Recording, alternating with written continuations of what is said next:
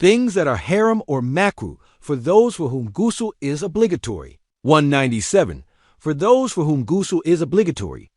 The following things are haram before performing Gusul. 1. Praying. Reading the Quran with the intention of reciting it.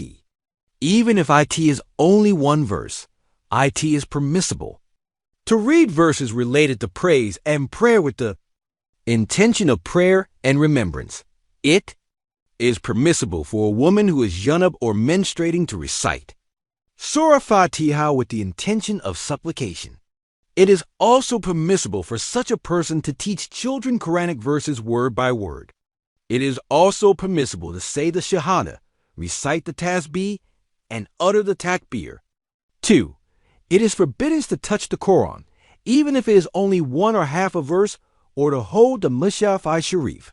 However, it is permissible to carry it in a cover, a case, or a box that is not attached to the Quran, and to hold it from the outside. 3. Circumambulating the Kaaba and entering or passing through a mosque when there is no necessity to do so.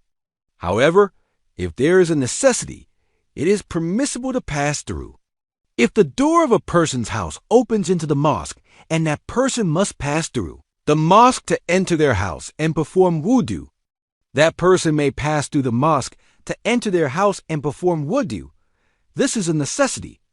A person who has a wet dream while sleeping in the mosque performs TEYEMMUM to go outside.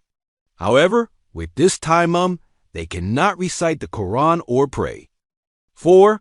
TOHOLD a plate or coin with a verse from the Quran written on it.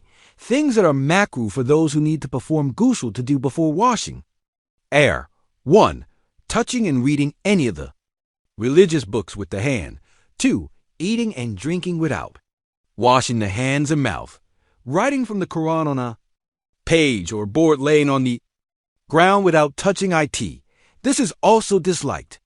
According to Imam Muhammad, it is not disliked for those in a state of JANBAZ, menstruation, or postnatal bleeding to look at the Quran. This is not considered to be the same as holding it in one's hands. According to Imam Malik, a person in a state of janaba cannot read the Quran, but a woman in her menstrual period can read it, because a person in a state of janaba can wash immediately. However, if she is menstruating, she is considered excused because she cannot perform galata before the menstrual period ends.